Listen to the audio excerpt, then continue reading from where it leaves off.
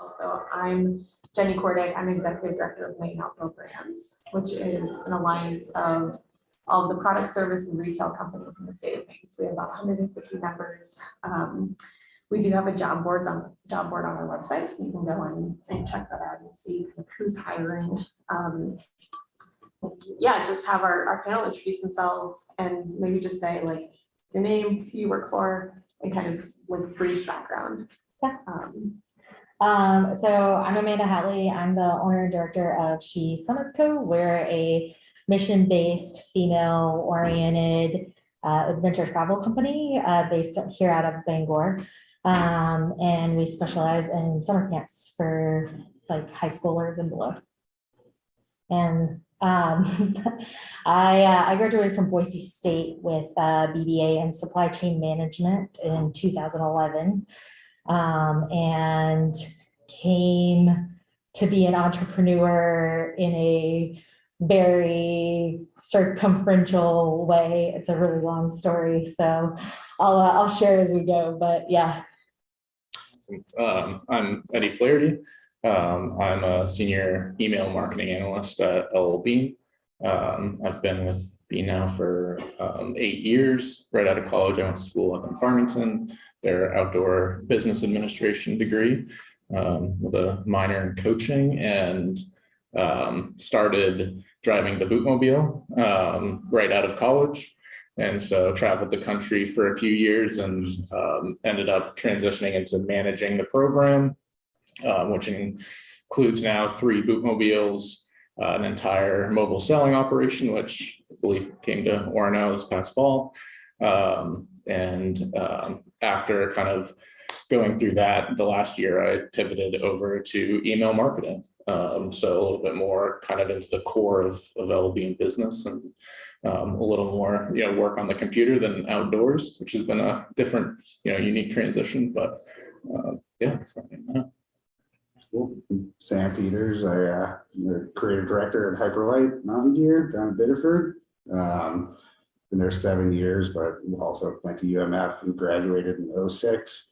Right after college, moved out to Utah and worked at backcountry.com for 7 years in a variety of roles. Customer service, kind of just to get my foot on the ground and ski a whole bunch, and then moved into marketing team as a videographer, and then lead videographer. We hired a handful of other folks and built out a video studio in the warehouse. And then in 2015, ended up back in Maine, bringing it full circle. Hyperlite was kind of on the come up and growing pretty quickly, and was fortunate enough to get on board pretty early. And yeah, it's been a wild ride of just telling these guys doing all sorts of different things, mostly marketing and customer service related, but website content, marketing, digital ads, and it's all now just kind of helping wrangle all the creative needs from print to digital to events now that pandemic's kind of starting to fade away. And yeah, never been to Orono before, so nice place you guys got here. My name is Scott Markey. I graduated in 2007 from University of Maine Farmington, also in business economics degree. Traveled out west, worked for a couple ski brands as our tech rep. So Colorado, Utah, New Mexico was my territory. Then managed a couple ski shops, worked at Vail Resorts, and eventually wound up working for a company called DeLorme, based out of Yarmouth. Kind of a major Maine staple map maker, publisher. Everybody probably has like the Atlas and Gazetteer, or had it at one point in time if you're from Maine, tucked in the back pocket. And then Garmin acquired our company in 2016, and so I've been with Garmin since. We have a product called the InReach, and it's a 2-way satellite communication device with an SOS button. You can use it anywhere in the world. They don't work underwater, in caves, or in buildings, but everywhere else we got you pretty much covered. And I am a district sales manager for that. We're a little bit unique, and I'll probably get a chance to describe that a little bit more, but like my small segment and team of like 6 people, we have one particular device that we focus on, whereas a lot of our other sales teams have to sell like our wearables to, handheld units to all kinds of different things like bow sights and stuff like that. We focus on one and then work with all of our 63 global offices, as well as all of our distributors and resellers around the world. So, Maybe we'll just stick with you, Scott. Sure. So can you just tell us what it's like to work for Garmin, which is a huge international company, like? Yeah, You're in Maine. it was pretty interesting. I mean, coming from some of the smaller ski shops, or then even DeLorme, and all of the decision makers and all the people that built the product and everything was in one building. And so, if you need to get something approved, or you need to send some devices or a credit or something like that, I could literally go in and knock on that door and have that conversation face to face and get the approval.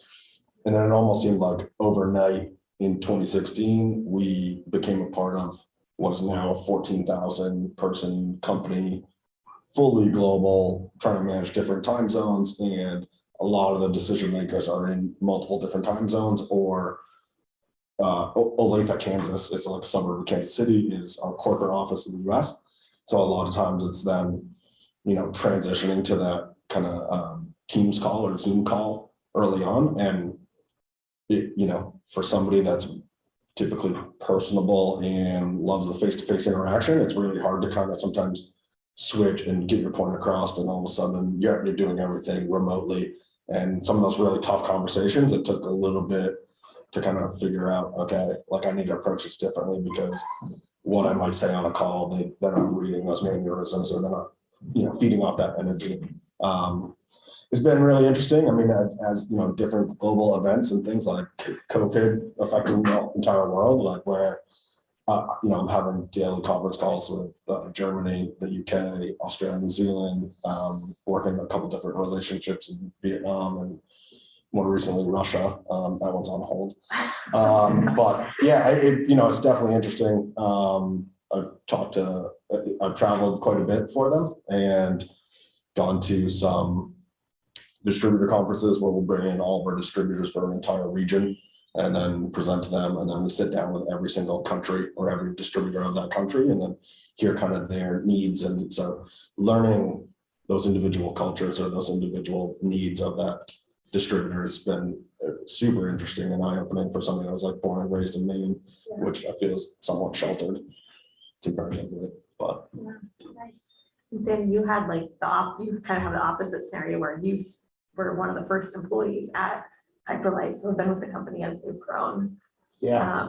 Can you just kind of speak to that, what that's been like? Sure. Yeah, it was definitely a conscious decision coming out of backcountry, which is about 1,000 employees, and just looking around at a lot of other opportunities, but the idea of being with a smaller career, kind of what Scott's saying, all the decisions are made right there. So that was pretty easy to jump into, and it was a nice change of pace. But yeah, being when I got there, it was the two owners in the office and small R&D team and a small production team, and that was pretty much it. Now we've probably tripled the space that we occupy in the mill in Biddeford, and yeah, it's that brings a lot of other challenges too.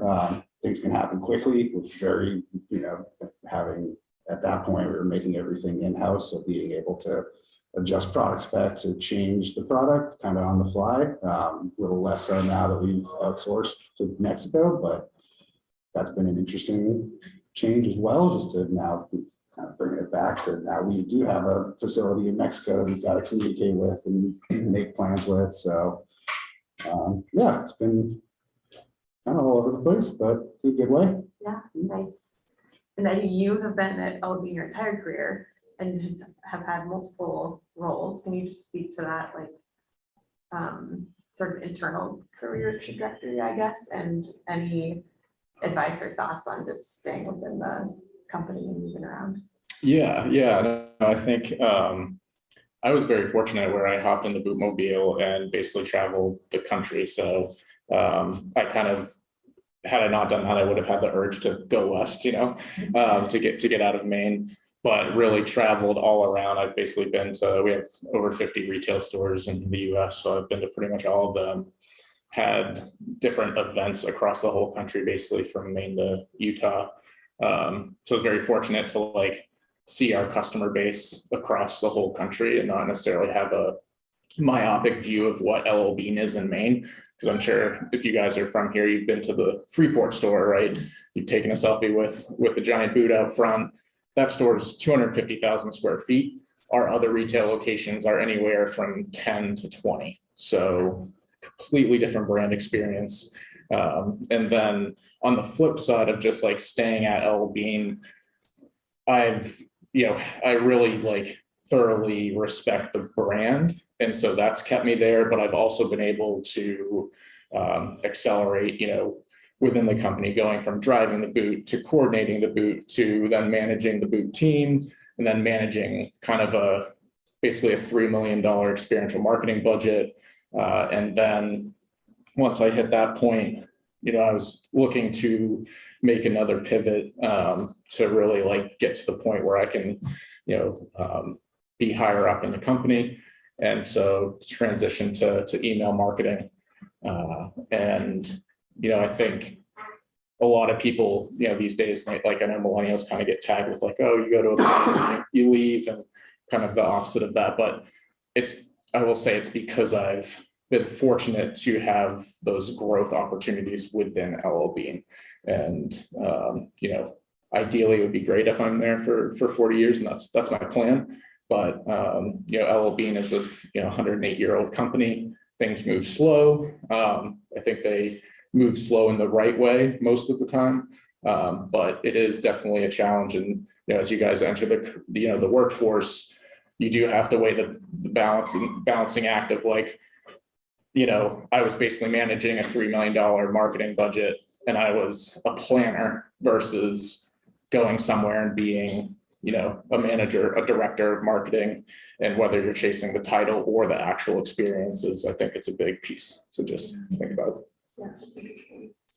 And Amanda, you are on the other side of things as well, and starting your own company. And it seems like you've always sort of had entrepreneurial leanings, but maybe that's just from my knowing you. But could you just speak to that, kind of how you went from you were working at REI and Alpenglow, and now are starting your own? Yes, so I actually started in the outdoor industry when I was 18, and I was a retail specialist in the Anchorage, Alaska store for REI.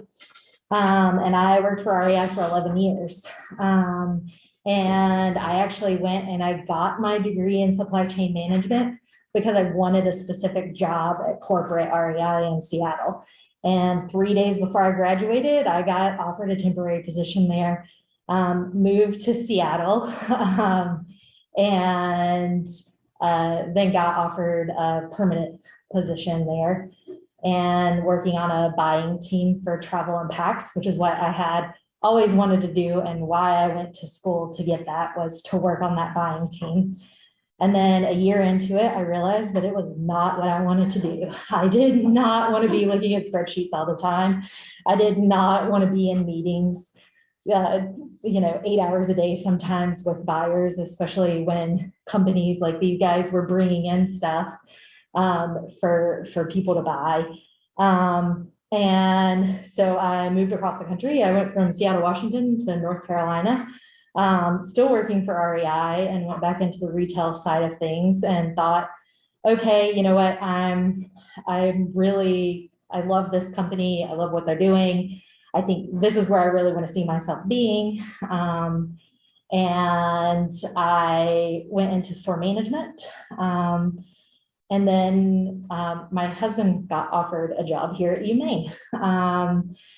And it kind of sent my world in a spiel, and I had to decide between an opportunity for our family or a job opportunity for myself, because I was interviewing for manager positions at other stores at that point. And we came to Maine, and so I lost that whole company that I thought I was going to be with forever. And I met John Tierney, who owns Acadia Mountain Guides and Alpenglow Adventure Sports. And he happened to have a management position come open within a month of me moving here. And he took a chance on me and said, okay, let's try this. And I fell in love with small business. Small business is where my heart is at. It's where all the decision makers are right there all the time. You get to be there to make the accounting decisions. You get to be there to make the staffing decisions. You get to be there to make all of the merchandise buying decisions. And it's fast paced and it's a lot of work. But I loved being in that arena. That's where I was meant to be, was outdoor small business. And so in 2018, I had a friend ask me what my passion in life was. Was I really doing what I was super passionate about? And my answer was no, I was not doing what I was super passionate about. I was more passionate about the experience side of things and what Acadia Mountain Guides was doing versus what Out the Glow was doing, and being able to see both sides of that. And so I signed up for New Ventures Maine, which is a great program that walks people through getting business plans together and setting you up with all of the resources that Maine has, because Maine is 80% small businesses, which is really rare for a state to have. And so we have this huge network of entrepreneurs and of people who are really excited about the outdoors as well. And so I kind of created my own little niche and combined the two and created She Summits. We were incorporated in November of 2019. It's super excited about 2020 and going into it. And then everything hit the fan. I was interviewing staff members in February. And then in March, I had to tell them that with what was going on with COVID, I could not ethically take them on. And so I was lucky that I had a business that I could just stop and I could keep working for the other company that I was working for and just kind of let it go for the time being. And I wasn't sure if it was even going to exist. And then last year, in January of last year, I decided that, okay, we're going to do this. We're going to make this happen. We've been planning for it for 2 years. And I hired my ops manager, and she and I worked through a ton of stuff and did everything ourselves. And we had a pretty successful season. We had 79 young people who came out with us, and another 15 people that we had come out kind of throughout the year. And then this year we're quadrupling. I've gone from 4 staff members to 18 staff members for this summer, and from about 120 possible positions to almost 360 campers this summer. So I love the entrepreneur base that Maine has and the opportunities that are there. And it's kind of why I want my company to be in this state. So it sounds like all of you have spent time out west or away from Maine, and I'm wondering if you can just speak to that. Like, you all came back, obviously, or came here, and how that's something you recommend, like what you learned through that, and why you made it back in Maine now. Whoever wants to start. I can. So the kind of the industry I was chasing, and the one that I wanted to be a part of, was the ski industry. And if you know anything about some of the bigger resorts and things like that, or just skiing in general, out west is kind of really where it's at as far as terrain and the consistency of the snow and the vibe and everything like that. And so it also happened to be my fiance at the time was going to get her master's degree at the University of Denver. And so it just coincided, and I said, you know what, hey, here's my opportunity. Let's go out and, you know, I'll figure it out. I think, you know, like, we were all pretty fortunate. We had University of Maine Farmington had a small snow sports industry side of it, a certificate program. And I think one of the most beneficial things coming out of my entire college career was the relationships made in that. I could walk into, as a rep, I could walk into almost any ski town and have contacts of people that are like, oh, I graduated in like 92, or I graduated in 2000. Hey, if you want to crash at my place, like, you're more than welcome to, or something like that. And so somebody who had a, you know, an amount of money given to me to stay places. How many times did I show up at your place? I was like, hey, I brought a couple cases of beer for the week. And now if you could sign this. And so those relationships and being out there, I think, is one of the biggest things that's fueled my ability to stay in the outdoor industry and to have to continue to be successful and have passion for it. Because if all of a sudden I was looking for a new job or whatnot, I could contact somebody and have that opportunity. And I think a lot of mountain towns in the West are filled with East Coast people. And I think if you spend any time out there, all of a sudden, maybe you're from Connecticut, from Massachusetts, New Hampshire, Maine.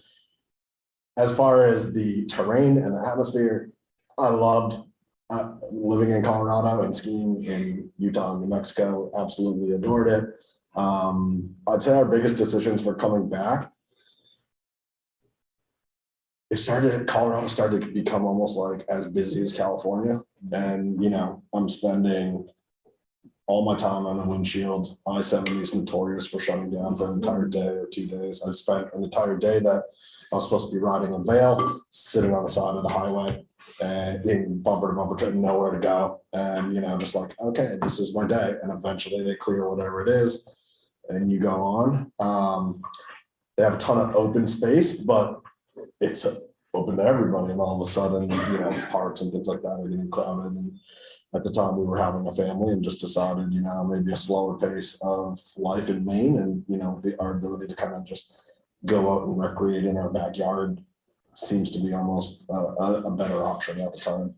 And so we made the decision to move back to Maine, live a little bit less of an expensive life. Like real estate in Colorado is crazy. But the great part is that affords us the benefit to be able to fly out there and enjoy it as a vacation versus living there. And so when we go out, it's full on, hang out, have fun, and enjoy the West for what it really is. But then come back and sense of normalcy and stuff. Yeah, we're actually a good example of that small network where we haven't seen each other in what, 4 years? Yeah. Since a bachelor party in Northern Maine. Yeah. Which we won't talk about. that. No, it was on a lake, it was fine. But yeah, moving out west, I didn't really have a plan. I had kind of always had this like picturesque view of Colorado being the place to be. And after graduating, just really no plan. Just headed west with another UMF grad that was moving to Montana and spent some time there. Popped around in Colorado, did the couch surfing with other UMF network folks that I knew. Landed the gig at backcountry and was, like Scott was saying, immediately, even living in Salt Lake, was just surrounded by New Englanders and a lot of Midwesterners. I don't know if that was just great minds think alike and all kind of come together, but yeah, the experience in Salt Lake was pretty awesome. I think kind of like Colorado, it's pretty blown out now with traffic and a lot of people that, I lived in Cottonwood Heights, right at the foothills of big little Cottonwood Canyon, and it was about 15 minutes to get to Alta, 20 to get to Brighton, and now from what I hear, it's about an hour and a half to, if you can even get in the canyon to get up there. So maybe time to start looking at some other areas to check out. Yeah. Yeah, it was awesome. The Salt Lake's definitely I would say the hub of, maybe Colorado too, but it's the hub of, there's so many brands and businesses and shops out there that, I was fortunate to be able to stick around at backcountry for so long. But there's, just getting out there and getting your feet wet in the shop, or so there's entry level warehouse positions for a ton of brands. There's a bunch up in Ogden too. Solomon has a big distribution center up there. So yeah, psyched to be able to do it. And then on the same note, I was getting married in 2015, and the idea of setting permanent family roots in Utah wasn't feeling totally awesome. So kind of stars aligned and being able to come back to Maine. My wife's from North Conway, so she's familiar with the area as well. But yeah, I think the experience out there is definitely worth it, and there's lots of opportunity for any number of roles, whether you want to work at the resorts or brands or shops, or there's all within this small valley there, hundreds of places that can get your foot in the door. Yeah, because it's almost like you have the unique experience, or what I always wanted, right? Was that growing up in Maine, you're like, LL Bean's the iconic, that's the only like outdoor retailer. And so I had an interest in working for a manufacturer, working for, and like, LL Bean at the time was tough to get into, so it was like, okay, let me go find another one, and there are not a ton in Maine, so like you're going to look in different places, and so. Yeah, I think fortunately the outdoor business industry in Maine has shifted pretty substantially even in the last 5 years. Yeah. Of like those companies that are saying, why go out west to start when we can start here in Maine and have the credibility of Maine, right? Like a lot of companies are starting up and associating themselves with the state. And I think that is a new space for people, which is kind of nice. Oh, for sure. That we didn't have.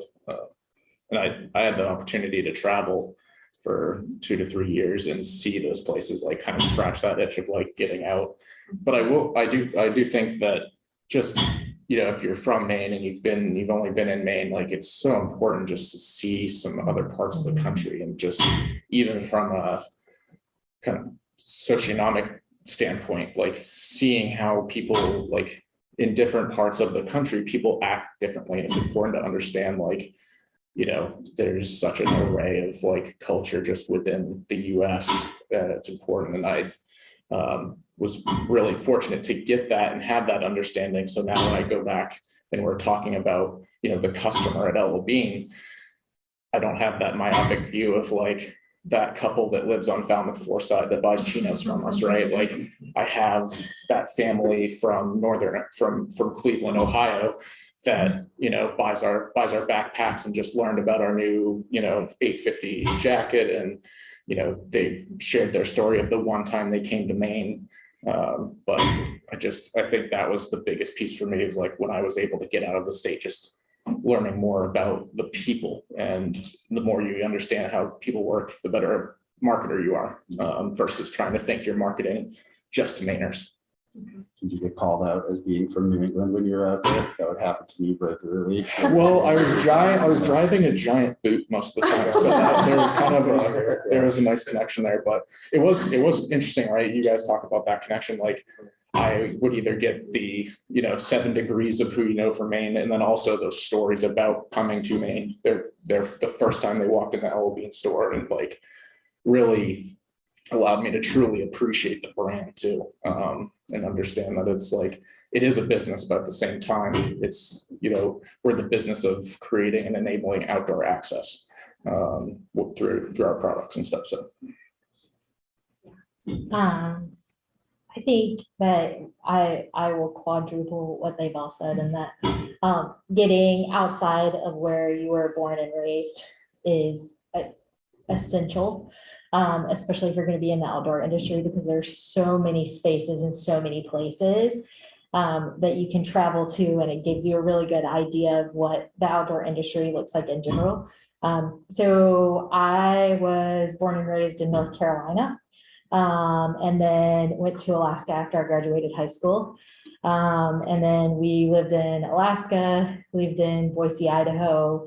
We lived in the valley outside of Seattle and Sumner. Which is also where there are a large amount of warehouses that have a ton of entry-level positions, including a massive REI warehouse, and a lot of good places to do like entry-level jobs. And the valley is a lot cheaper than the city of Seattle is. And then we moved back to North Carolina again when I was starting a family, and then happened to get this job opportunity. And the reason why we chose Maine, our other opportunity was to go to Alaska. And the reason why we chose Maine was because of the low crime rate and because of the open areas that we could get into. And lots of opportunities for outdoor education is why we came back here, and why I want my business here, and why I plan to raise my kids here. So, yeah. Awesome. Do you guys have any questions? Any questions? All right, I have more. I guess Oh, a question, kind of for each of you guys, like what made you guys decide that the outdoors is what you wanted to do with your career? Well, like really, at what point did you get interested in the outdoor job? Yeah, definitely. So was fortunate to grow up in a household where, like, we went camping every weekend or hunt fish. Started skiing when I was 2, so like being around the mountain and everything like that was super important to my family. And just kind of, if you're gonna do something and kind of get paid for it, you might as well enjoy going to work. Throughout school, there's many times when I was like, oh no, I should do like financial advising or something like that. And after my first interview where like I was in Denver, I moved out there, I knew I kind of wanted outdoor industry, but I was like, wow, geez, they can make so much money, it's just tempting. And I literally had an interview with one of the branch managers and he's like, I'll hire you. And I was like, I don't have any money to pay for like the schooling that needs to go to, he's like, I'll pay for it. You just have to work for me. And I was like, tell me a little bit about my day here. And it's basically like you get in at like 6 a.m. and you don't leave till 8 at night. And I was like, you know what? Thanks. No, thanks. I'll go figure it out somewhere else.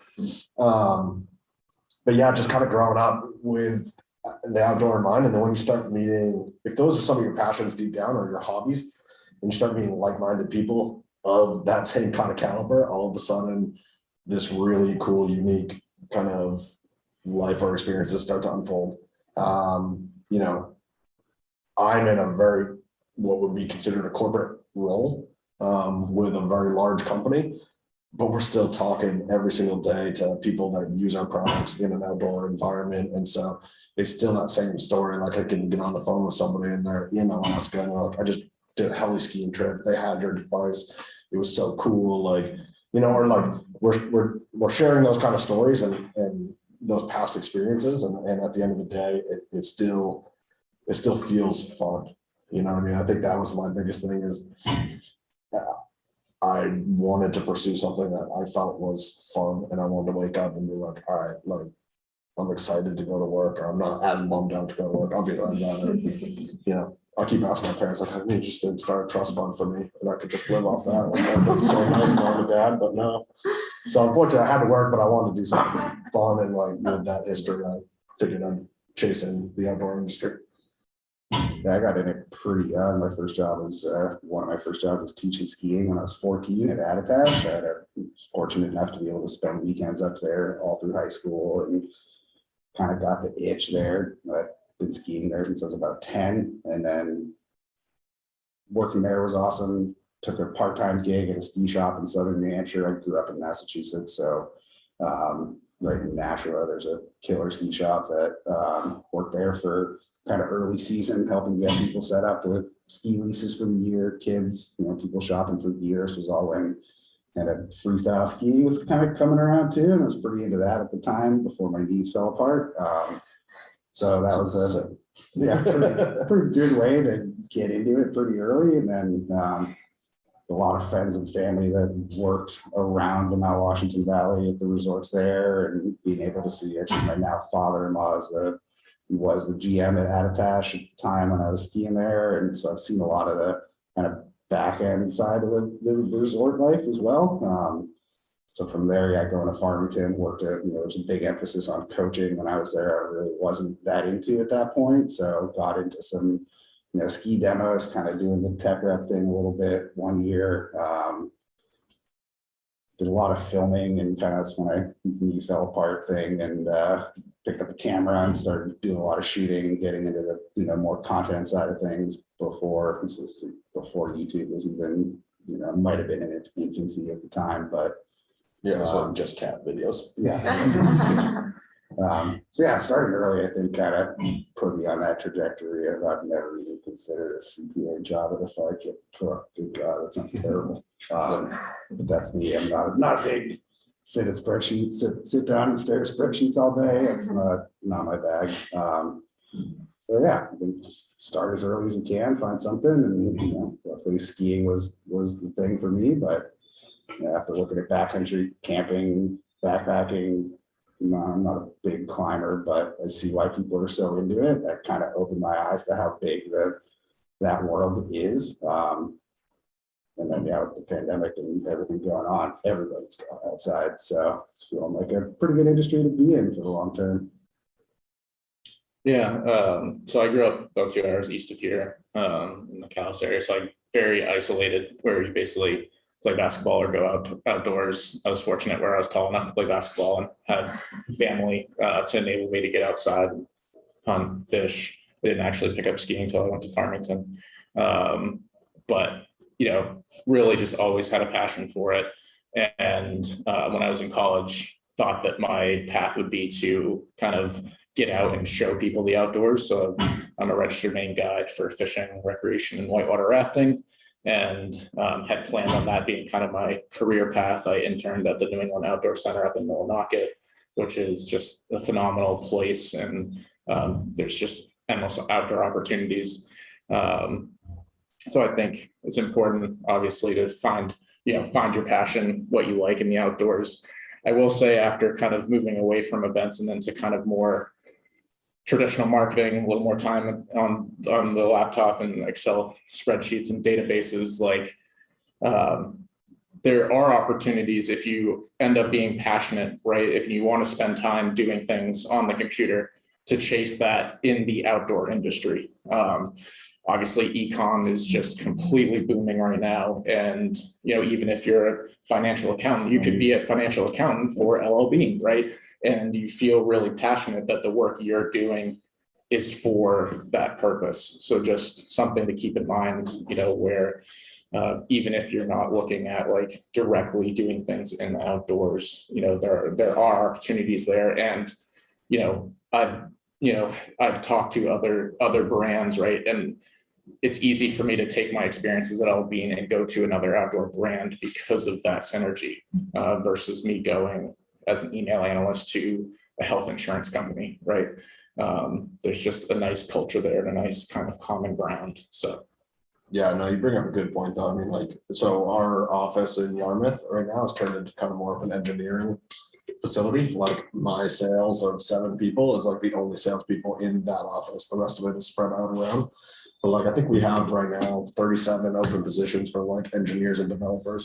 And so you can be a part of a really cool company and still talk to people that are all, most everybody, every single time I've interviewed somebody, I'm like, so what led you to Garmin? I really love the outdoors and I really love the cool products. And they're like, oh, okay, great. Well, you're going to fit right in because everybody here shares that same passion. We have an outing club where we'll go on canoe trips or we'll go on hikes and different things like that. But it's all, I'm with cartographers or, engineers and developers and different things. And then there's sales. And so, there's, you can still be a part of that and be in the outdoor industry and take advantage of the cool deals and the swag and stuff like that. But, you could be in accounting or you could be a developer and, that if that's a passion for you too. And I'll take the entrepreneurial spin on that and say that, or you can create your own company that does accounting from wherever you want, under whatever schedule you want. And Maine has the network to be able to help you do that. And I got into the outdoors because I went to summer camp every summer and somebody forced me on a backpacking trip where I had a really bad pair of boots, which gave me blisters. And then that person served as inspiration for me continuing to do backpacking throughout my life. So that's really where my passion lies, is in getting young people outside, and why I created She Summits Co. and where I really want to be. Helping young women with better boots. Yeah, get outside. Any other questions? I have a question. Yeah. I'm Lisa, I work at the Career Center, and I talk to students all the time who have a love for the outdoors, right? But they're getting their degree in business or whatever. And I think most of you alluded to the fact that there are so many opportunities within the outdoor industry that are not guiding. They're not necessarily seasonal. They're not, an outdoor education. And so can you maybe speak a little bit to what experiences that you had maybe as an undergrad, or what skills and possibly other jobs that prepared you for the roles that you're in now? So for myself, I think on the ski side, and I hate to keep going back, but I know that we came from that. I think getting a season pass is a big lure to starting, I'm going to teach because then I'll get a free pass. And then I was like, oh, I'm going to build a terrain park because I'll get a free season pass. And then you know, I had an interest in always like kind of selling or doing something like that. And so a retail shop was a great opportunity to like go in and kind of learn from the ground up those people skills of interaction and dealing with that tough customer and like how to manage that. And, you know, kind of that natural progression. It throws a little bit of cash in your pocket while you're going to school or, you know, around that time, and helps you build that kind of relationship. Usually I have manufacturer reps coming in. And so when they came in to give us demos on new products, I was like, oh, that's like really cool. And like, you know, these guys are driving around, they're setting up these demos, like, oh, it's really fascinating. And at the same time, to be able to go up on the mountain during the week for college, I had to be a part of this coaching program, and I wasn't really excited about coaching, but you know, I'll meet these connections, and like my goal is to be a rep, I think. And so, you know, I started just, and every rep that came in, I asked questions. Like, how did you get into this? Like, I want to do this. Like, you know, who do you know over here? How, you know, and kind of building those relationships, but seeing some of those reps and thinking that that's what I wanted to do. Once I became a rep, I realized I was not as glamorous as, like, you know, I think I put 87,000 miles on a truck in 6 to 7 months, which is a lot of windshield time, right? I drove a lot. And the funny part is that, yes, I'm sitting in Vail, but I'm at the bottom of the hill tuning skis or putting them on somebody while they go and enjoy it. And I was like, you know, I got to figure out something. And so like, bounced around a little bit and different things like that. And then I finally ended up in a role where I'm still in the outdoor industry and get to talk about it. But when I do, I can go and enjoy it now. I'm not doing the things like to that point where I'm kind of like stuck at the bottom and not able to, you know, not me and the family go ski and have fun. And so you know, I saw at a rep position and thought, I need to figure out everything there is to know about this. And part of that was, you know, working with the store managers at the time, and told, you know, I was very honest, like, hey, listen, I want to become a rep. Like, what do I need to do? Who do you talk to? And, you know, I think trying to find some sort of mentor along the way that is there or has got there or knows some of those people. And then just trying to be as aggressive as you can to pick their brain about what they do and where they go and how they get there. Because I think there's there's a million different ways to get into a certain thing. And just depending on it, a lot of times I think it's who you know, unfortunately, it is one of the easiest things that I'd say. And so making those connections is probably the biggest thing that I would push somebody that comes in and say, you know, well, do you have an interest here or there? Like, let's go and like, let's try to get you introduced to those people. And then maybe you could shadow somebody's job or something like that. I think you bring up a good point too about just like you do it in order to actually be able to enjoy what you want to do. And, you know, when I started at L Bean, I was a weekend warrior rafting on the side, right? Like, so instead of like going and being a seasonal whitewater guide, I had kind of a semi-corporate job and then kind of tested the waters in that space to see like, is this something I would want to do? Like, would I want to ultimately be a river manager? And it's like finding ways to kind of dabble to see what you're passionate about versus making kind of big decisions. And I also think like in college, especially now, you know, you may not have direct experience, but if you allocate a lot of your homework and your assignments on brands that you're passionate about, like I did at my senior year, everything was LL Bean and New England Outdoor Center, because I was like, I'm either going here. And when I interviewed with them for the first time, they felt like I was already an LL Bean employee. So even if you're going into an introductory, you know, interview with a company that's in Colorado, that you've never been to Colorado, you've never like been to their office before. But if you can speak to actually understanding the brand, I think that lowers a lot of barriers where they feel like you would be a great asset because they already feel like you're a part of the culture. So I did the same thing with REI. So yeah, I think that's a major part of it as well. And knowing who you know, one of the reasons that I went from a temporary position to a permanent position with REI was actually because I had my EMT and my woofer. They had to have a medical person on every single floor, and it was between me and someone else, and I happened to have mine and they didn't. I got my EMT out of high school, my last semester of high school, and then I just got my state license in every state that I went to. And that it was a niche thing that I just happen to have as like my backup career should things go downhill, because there was always a need for EMTs, and having those niche certifications can definitely help you out along the way. You never know when you're going to need it or when somebody's going to need medical personnel. So having those is definitely part of that. And connection pieces, as someone who hires now, I want someone to check me out on LinkedIn and to talk to me beforehand, and to just really get to know them. And that's, the outdoor industry is full of those. Yeah, I mean, when I was doing a class around kind of the customer journey mapping, and happened to have someone that I could speak to at LB about it. I'd never met them before in my life, but I said, hey, I have this project. Can I speak to you for 15 minutes about it? Just to understand like what I'm presenting. Is that actual reality at LB? And she ended up being pretty high up in communications. And when I interviewed, she talked to the HR person. It was like, he reached out when he was in college. Like, he was super friendly and sociable, and, so don't be afraid to kind of reach out even while you're in college. And like, very few people are going to turn down talking about their work and what they do, and especially kind of from an academic point of view. So, can I just build on Lisa's question a little bit?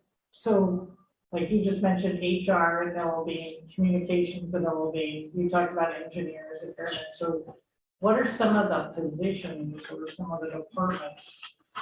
You're all an outdoor company, your brands, and you've got your own, but like there's marketing, there's comms, so just if you can just kind of touch on the different types of positions too that are in your companies. Oh man, my list was gonna be really long, so Yeah, somebody same. might want to go first. I mean, it's really, Yeah, I mean, so we have, Garmin is extremely vertically integrated, so meaning we have like we have 4 factories in Taiwan where we build all of our own products. We have our own research and development. We do a lot of our own shipping. Like even with this global pandemic, we're to the point where like, okay, do we buy our own ocean freighters and load them up and have a Garmin employee freighting it up to the locations we need to go, right? Yeah. Because we can't rely on the rest of the supply chain to shut down and product doesn't get there, especially turns out when the government orders are to distance and get outside, that's very good for an outdoor brand like Garmin. A lot of people are like, oh, let me get a wearable and I'll track my hikes and do that kind of stuff. So we saw record numbers of like sales and things like that. However, as fast as we could churn out products, but people were buying them. And so we kind of ran into this supply demand, but I mean, we're $5+ billion brand. And so we have, anything you think you might want to do, we have somebody doing it all the way down to, accounting and things like that. Most of in Yarmouth, particularly, a lot of our entry level positions are billing agents or billing reps. And so you're sitting there answering the phone. And people that call in about their subscription, you're helping them out. But I know of probably 12 people that we've elevated within a year out of that position, and they're now in, they're a QA analyst, or they work on the tech support side, or they work directly with our developers and turning out stuff and just kind of project management. Yeah. What I would suggest is go to some of these large companies, and then I'll let somebody else talk. Go to some of these large companies and go to like careers.com and just take a look at like the name and then research what that name is, because there's a lot of them. Like our buddy that probably was supposed to be sitting here, but he's actually at Bassmaster Classic right now.